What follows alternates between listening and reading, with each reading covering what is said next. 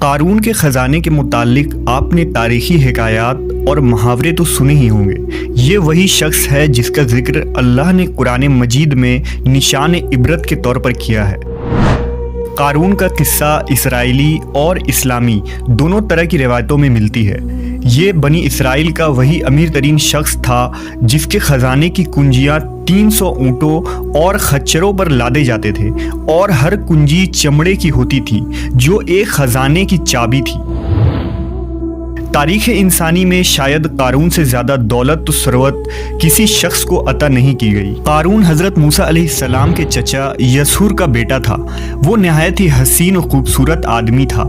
یہی وجہ تھی کہ بنی اسرائیل اور قبطی لوگ اسے منور کہا کرتے تھے۔ قارون جوانی میں اپنے قوم کا سب سے با اخلاق اور نیک افراد میں شمار کیا جاتا تھا، نیز توریت کا بہت بڑا عالم دین بھی تھا، کیونکہ اس کی پرورش موسیٰ علیہ السلام کے سایہ عاطفت میں ہوئی تھی، اس لیے وہ کتاب کا علم بھی رکھتا تھا اور اچھی آواز کا مالک تھا۔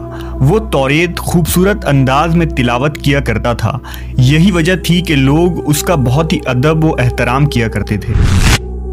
قارون ابتدا میں حضرت موسیٰ علیہ السلام پر ایمان لے آیا، اور جب بنی اسرائیل کو قبطیوں کی غلامی سے نجات ملی تو وہ ان کے ساتھ مصر کو چھوڑ کر سرزمین موعود کی طرف ہجرت کر گیا۔ وہاں اس کے حالات ایک دم سے بدل گئے اور اس کے ہاتھ میں بے شمار دولت آئی۔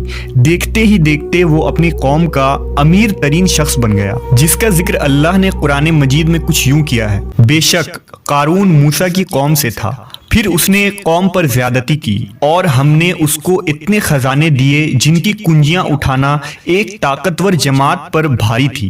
ایک جگہ فرمایا، جب اس سے اس کی قوم نے کہا اتراؤ نہیں، بے شک اللہ اترانے والوں کو پسند نہیں کرتا، اور جو مال تجھے اللہ نے دیا ہے اس کے ذریعے آخرت کا گھر طلب کر، اور دنیا سے اپنا حصہ نہ بھول، اور احسان کر جیسا اللہ نے تجھ پر احسان کیا، اور زمین میں فساد نہ کر، بے شک اللہ فسادیوں کو پسند نہیں کرتا۔ جب زکوٰۃ کا حکم نازل ہوا اور حضرت موسیٰ علیہ السلام نے اس سے عہد لیا تو اس نے یہ وعدہ کیا تھا کہ اپنے مال کا 1000واں حصہ زکوٰۃ نکالے گا۔ جب اس نے اپنے مال کا حساب لگایا تو ایک بہت بڑی رقم زکوٰۃ کی نکلی، لہٰذا اس کے دل میں حرص اور لالچ پیدا ہو گئی اور وہ زکوٰۃ کا منکر ہو گیا۔ اس نے ایک گندی چال چلی۔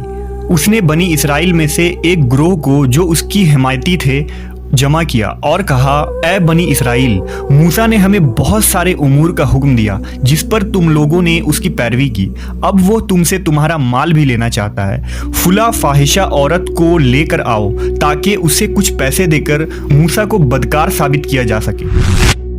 قارون نے اپنے قوم کے لوگوں کو جمع کیا اور حضرت موسیٰ علیہ السلام سے پوچھا کہ زنا کی کیا سزا ہے؟ حضرت موسیٰ علیہ السلام نے کہا، جو بھی زنا کرے حالانکہ اس کی بیوی بھی ہو تو اسے سنسار کیا جائے یہاں تک کہ وہ مر جائے۔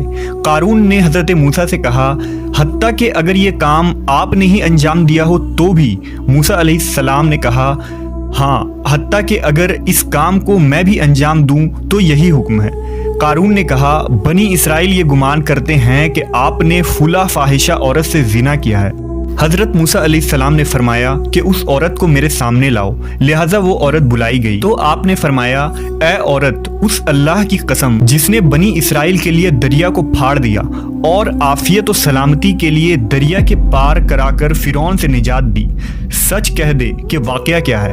حضرت موسیٰ کے جلال سے عورت سہم کر کانپنے لگی اور اس نے مجمع عام میں صاف صاف کہہ دیا کہ اے اللہ کے نبی، مجھ کو قارون نے کثیر دولت دے کر آپ پر بہتان لگانے کے لیے آمادہ کیا ہے۔ اس وقت حضرت موسیٰ علیہ السلام آپ دیدہ ہو کر سجدہ شکر میں گر پڑے اور بحالت سجدہ آپ نے یہ دعا مانگی کہ یا اللہ، قارون پر اپنا قہر و غضب نازل فرما دے۔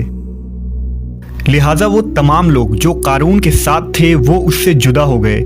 موسیٰ علیہ السلام نے اللہ کے اذن سے زمین کو حکم دیا تو زمین پھٹ پڑی اور قارون اور اس کے پیروکار اس میں دھسنے لگے، اور دیکھتے ہی دیکھتے قارون، اس کا مکان اور خزانہ سب اس زمین میں دھس گیا۔